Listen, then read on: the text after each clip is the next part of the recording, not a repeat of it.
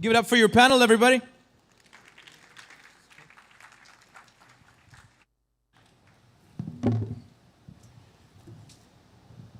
Hi, everyone.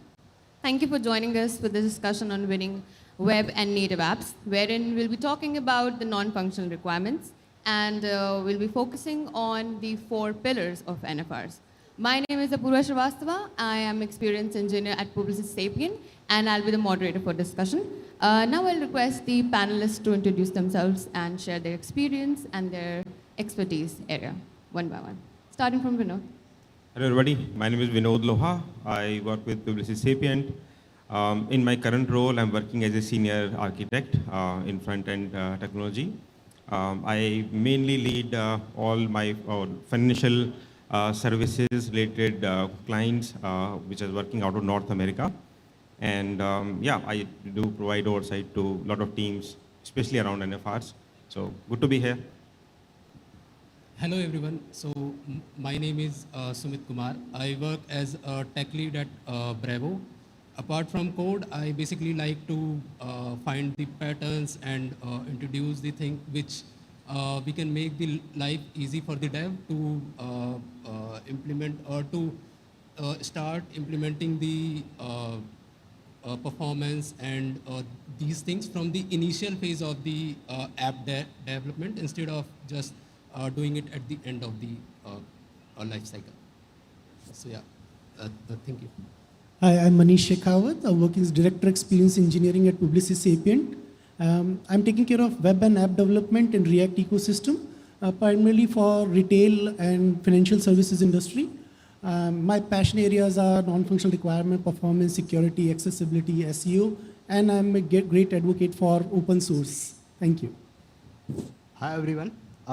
Myself Harshal Patel. So I work at Content Stack as a EM and front-end architect, where I lead a couple of UI team to develop some of our complex user experience, taking in the mind of scalability and the performance. And I am enthusiastic in learning how these non-functional things are actually helping the business use cases and adding the value to it.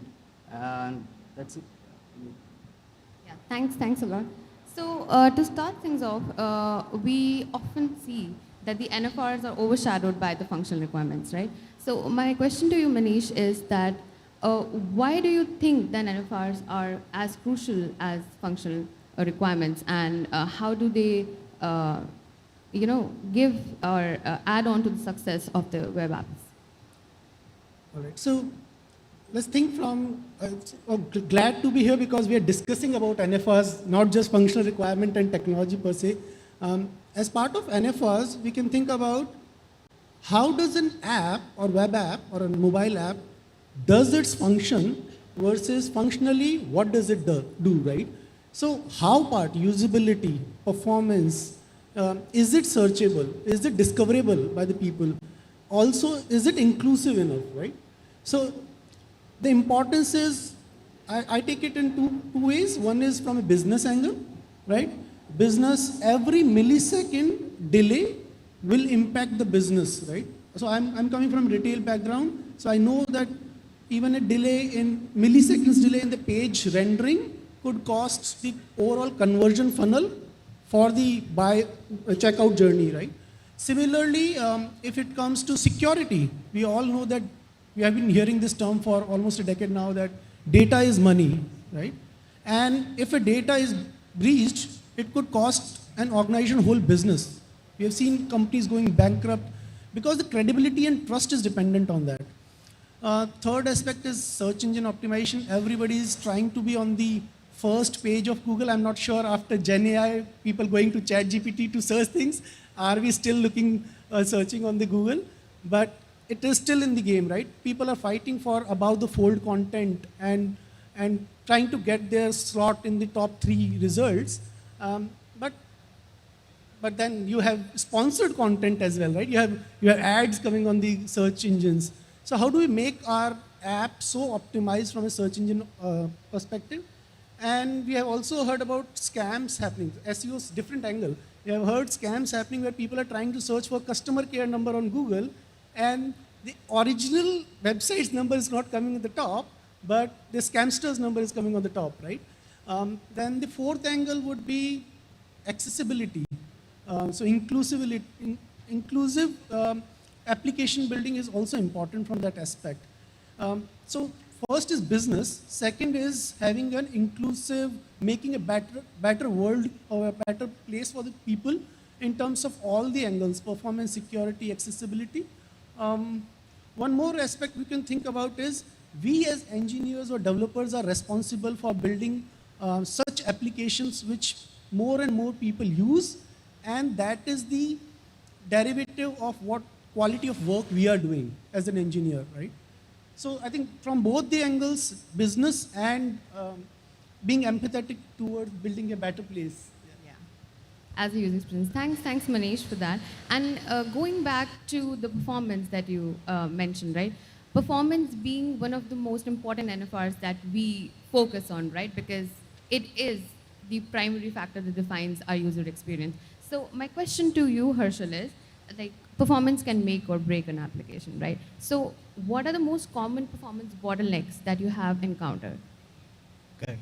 So I can start like the performance is one of the cornerstone of the user experience, okay? And everything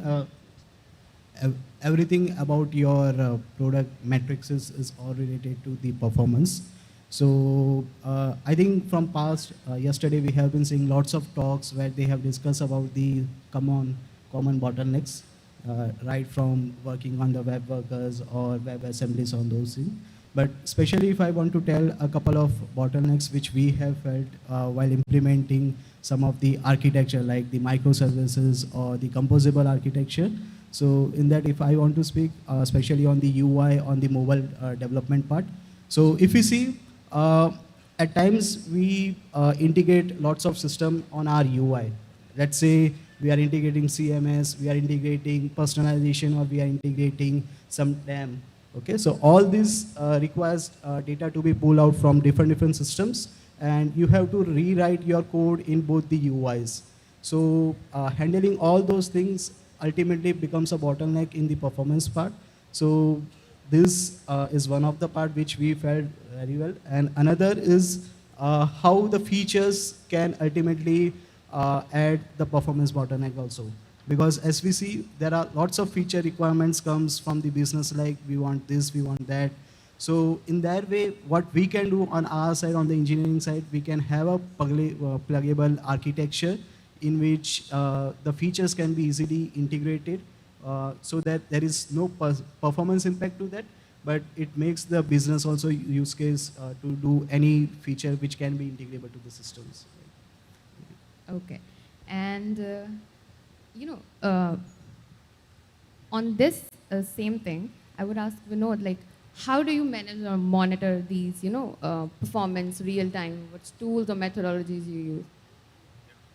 So at PS, I have burned a lot of midnight oil on fixing performance problems. So just to add to what Desh was saying a minute ago, see, there are couple of major bottlenecks when it comes to web performance. One is, let's say, if you're working in retail domain, right, and you want to do, for SEO, you have to do server-side rendering. And Node.js, because it is single-threaded, you cannot get, your request throughput is going to be really, really low, right? So we have encountered situations where you are not able to even generate an entire page in, over 2 seconds, right? So if your HTML generation with React is taking 2 seconds, right, you can imagine the TTFB that is going to go, or the other web vitals which are going to be really, really high, right? In finance domain as well, yesterday there was a session on micro frontends, right? There was a guy talking about performance, so it was a really good session, right? But in micro frontends, there are even much more, bottlenecks which are sometimes beyond our control as well. Like for example, I worked on an app where in the pilot phase, we sort of, built a host app, we built a couple of micro apps, and till that point of time, performance was all under the budget. Like we have defined a budget and we were working with that. But then soon the floodgates were opened and there were like 30 teams working in parallel on different micro apps. Can you imagine the number of micro apps loading on a single page? At the end of it, there were 39 micro apps loading. The JavaScript size was like 300 MB, And the TTA was at 25 seconds, right? And then we had to put a huge amount of effort to sort of pull it back and bring it under 5 seconds, kind of a use case. So sometimes these kind of experiences they teach you a lot, right? So what I try to do these days is I spend most of my time in educating my team, the team that I'm working with, which is the other stakeholders as well, like stakeholders like including clients. So you sometimes have to educate or share, your these concerns up ahead with them, bring them along, because many of these things. See, if you do not, foresee how the end outcome of a product is going to be, you cannot really, help them, guide them in a suitable manner, right? So that is very, very important. Educating them, bringing them along, making sure that because if something is not designed to be performant, no matter how hard you try, you cannot make it performant, right? And like prevention is better than a cure, right? So once the damage is done, then you spend multiple, months and months to improve performance. So like you said, that doing a shift left is important, right? Start to monitor the performance right at the early stage and do it frequently, do it in an automated manner. So those are some of the key learnings that I wanted to share. Sorry for the long answer. Yeah, I think performance is the one thing that gets noticed the first when we visit the website, and it impacts the user experience the most, right? So moving on, if many of you who have worked on e-commerce or products, right? Discoverability is of great importance, because the number of products and services that we have right now, your product needs to be seen, right? Otherwise, if the user doesn't know, they can't use it, right? So the next pillar that we have is the SEO. And my question to Sumit would be, what strategies do you use to optimize web search engines, and how do you perform accessibility, and how does the performance and accessibility impact the SEO? So when we talk about the SEO part, it is really important to get to know that if SEO is not done right, in that case, the pages or the app we have built for it will not reach to the our potential users, right? So it is really important that that part is done right. Now, how we can do that? So there are few basic things which we can take into account initially, like the title of the page should be right, the meta description tag should say that what is the main purpose of that page and that particular application. And apart from that, the semantic of that particular page should be right, that if we are trying to use the heading inside the page, in that case, it should be used with the H1 tag or H2 tag. If we are trying to add the link inside the website for other pages, in that case, it should be used using the anchor tag only, right? So these are the things. And then there are some other things like your all pages should be reached via, or we can say it should be interlinked inside the page, so that when crawler start reading your page or web apps, in that case, it can reach out to all the page you have inside the application, right?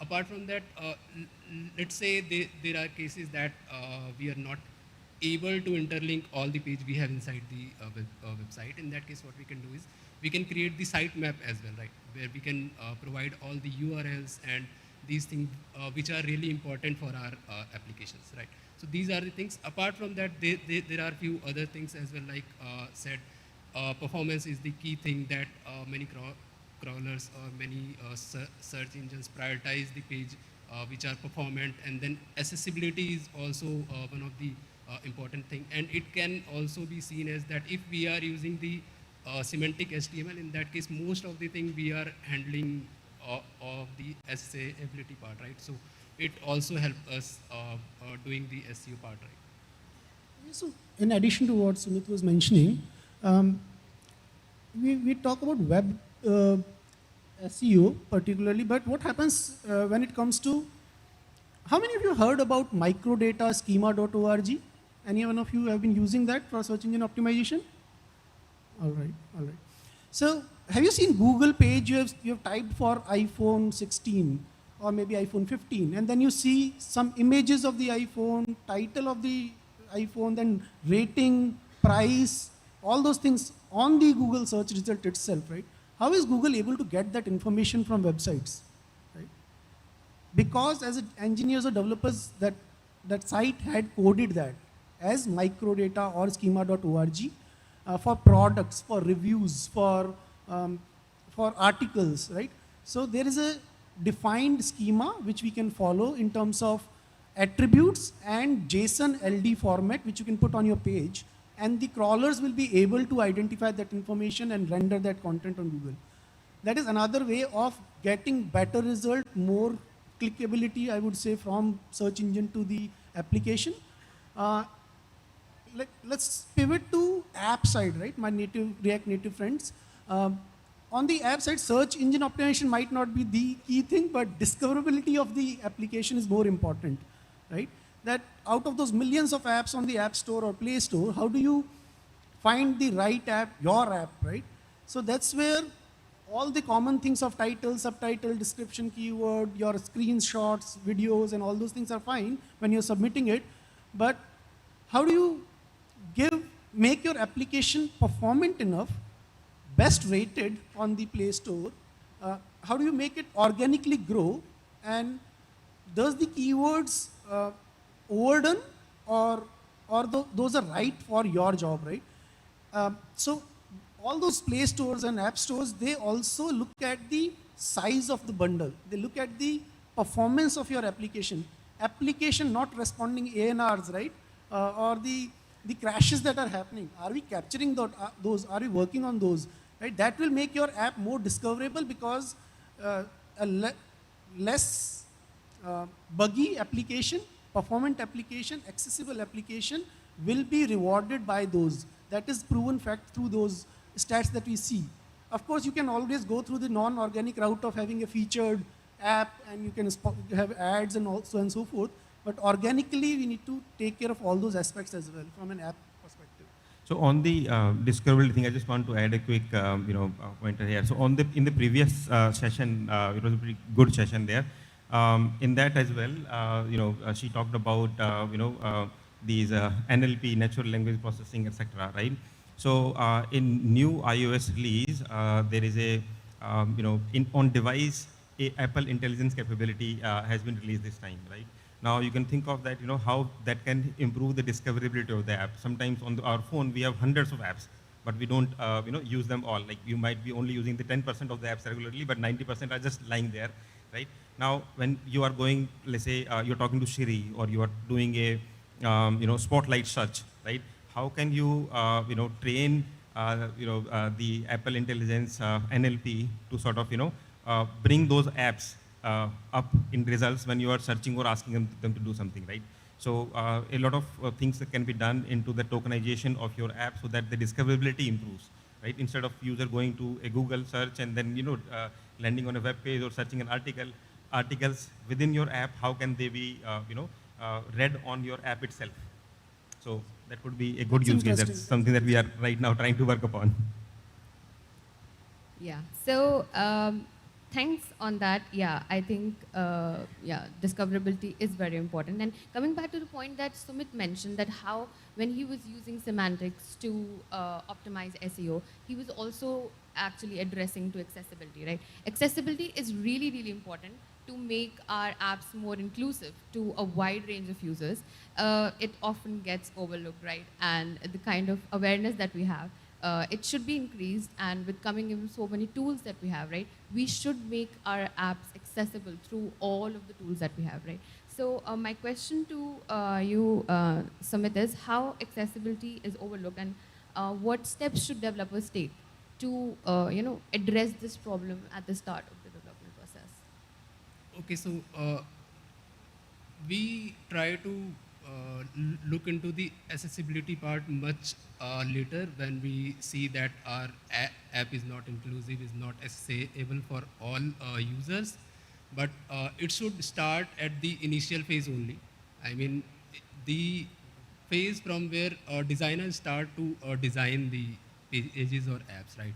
From there only, they need to take care that is the things they are trying to design is quite right or not. So for an example, let's say if we are trying to build an link, right, and we use, there are many cases where we use button instead of the anchor tag, right? So that's also not a right practice. But there might be chance that we need to do that part, but we have other things as well to handle those, like you can say label or area tag to do those, to handle those things, right? So we should start from it from the designer phase only. And then there are few other things like since the part we need to handle in the SSA ability is not enforced, right? So it's quite easy that we skip those part and we start trying to build our app because we have some deadlines and then we have to do those part, right? So what we can do is we can enforce these things, like maybe we can use some sort of plugins. So for React, we have ESLint JSX like plugin, right? So that basically what does is it shows you at the time of development only that these are the things need to be taken care while you write the code that will help to increase the SSA ability. Adding a couple of more points what Sumit has said, like we can take this on the development side also. So as we see, most of our UI has the design system in it. So we can include this in the design system itself. So individual component will have the accessibility so that on the individual page, you don't have to worry about since the component has all the necessity. So on the page, you will just need to locate the other thing part of the accessibility. So if the design systems are very accessible, I think that solves major of your problems on different parts of the app. Yeah, because sometimes when we get those aesthetic designs right by the designers, they do lack in that sense of accessibility, right? It becomes really difficult to make them accessible just because of lines. So yeah, rightly said by Harshal, that it should start from the design itself. I just like to add one more thing. So being a dev, we also need to be aware that how we can make the thing SSAable. So while a designer present the design to us, we can query at the same time that do you think that this part is SSAable, or can we make something that we can make it more SSAable instead of doing what we have right now. Yeah. So I would like to go across the panel and tell you, if we talk about so many NFRs, right, that performance and SEO, then security and whatnot, how do we balance all of this, right? Because if we focus on one, maybe I'm focusing on accessibility. So my web app may, lack in performance and somehow. So how do you find that balance? To provide everything and not to be too focused on one point only, right? I'll take that first. So I think in order to address NFRs, one thing that is very, very important, and to what Apoorva said, that how do you balance those things, is that as developers, we have to become a lot more empathetic to the users who will be using our applications that we are building. If we are empathetic, if we are empathetic towards performance, that the performance has to be great, or our applications have to be accessible, right? We need to make sure that we are, doing many of these, we are doing a left shift of these things. Like, you have to show proactiveness and get involved right at the design phase itself, because all over, like in performance, in accessibility as well, if something is not designed to be accessible, you later on you will just be attaching some bandages on like fractured legs, and you will not be able to achieve the desired results, right? So there are strategies, like for example, and one of our we have many accessibility enthusiasts in our community. We do a lot of knowledge sharing in the community. So you need to pour some love. Pour is a really good mantra of achieving accessibility. Yeah, so I will start from accessibility again. So one of my colleague, they had a presentation. I saw the presentation, and how many of you believe that accessibility is for people with disability? It is for everyone, right? We use dark theme in our VS Code editors. Why, right? So because it strains our eyes as well, right? So if we first bring awareness around all these topics of accessibility, SEO, performance, security within the community of engineers and developers, then that's the first step done correct. Next steps will be always gradual but exponential in the future, right? So just taking an example, in this conference we had, I believe, n number of topics on performance this time, right? Vishal's topic in remote day, Arslan's topic on CSS optimization strategies, yesterday's Amit Batra's topic, right? There's so many topics, web workers, web assembly. We have been talking about so many such topics in performance. We have to bring the same love to other aspects of non-functional requirement. Second is bringing automation will remove that excuse of it requires time, right? It requires effort to do all these things. So bringing automation, and then with all the Gen AI into the mix, why do we even need to do a number of things, right? It can help us, it can assist us do all those activities. So there will be trade-offs, but like for example, for banking application, security must be an important aspect, right? You can say priority one, security, but performance is still there, right? And same goes for retail. Performance is number one, but security is still there because you are making payments through cards, right? Or UPIs or so and so forth. So it is important that we leverage all the tools that are available and the automation and Gen AI to remove that excuse of we don't have time for that, and educate the business as well, because they might be thinking about functional things, but this is going to cost their business if not done right. Correct. So I can continue his point. So the trade-off will be there because you are dealing many things in a one time. Okay. So we can say like what users requires on those part.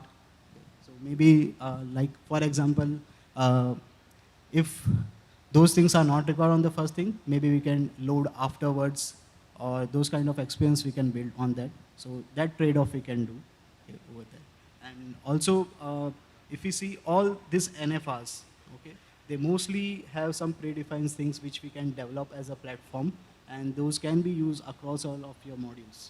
So if these things are very essential, very thoroughly written at the root level, I think it will help you on all of your modules in the past. And seeing like how AI is helping in all the parts. So we have been using lots of things in, let's say, performance. So if we write a function and just give to AI, just optimizes this, it will do. If we have an accessibility problem, we can just write to the AI like what accessibility I need to do in this A code part. It will help you to guide over there. So I think for all the things, even for the security part, it can help you like what are the security things which are vulnerable. There are tools which are available which helps you to find out where the issues, which library has which particular security issues. So I think those in place will help us to build this NFR very strong, which help us to ultimately win the web apps. I think in all of this, the coverage of the NFR, the testing becomes really, really important, right? So tools are definitely important. They are going to take you really, really far. But in order to hit the bullseye, you need to get your hands dirty. You need to test your applications really, really well. Like for example, I come across this use case a lot when we are working on, especially on native mobile apps, right? So making web applications accessible using keyboard, it still takes a lot of effort, but we test that a lot. But testing native mobile apps is equally important in there, because you are you're not having any physical keyboard. You are largely interactive with touch devices. So use of AI, this natural language processing NLP capabilities would be really helpful, because it can then recognize the different tones of the user or their dialects, and they can really help make content accessible for other people. And so we need to, I think, learn these methods of how different users with different working styles are going to use our application, so that we are, see, if you are only testing your apps like your real users, only then you can basically mitigate those real situations which you might encounter, or they are going to encounter while using your product. That is how you make superior products. Thanks a lot, panelists. And I think we had good takeaways, and we had a better understanding why NFRs are crucial, right? not only for development, but also for user experience, your site reliability, and overall long-term application success, right? And using NFRs, we can truly create winning applications, which are not just winning on the functional front, but also winning on the user experience front. So thank you. Yeah. Thank you Thank all. you for your time. I hope Thank this you. was helpful. Thank you so much.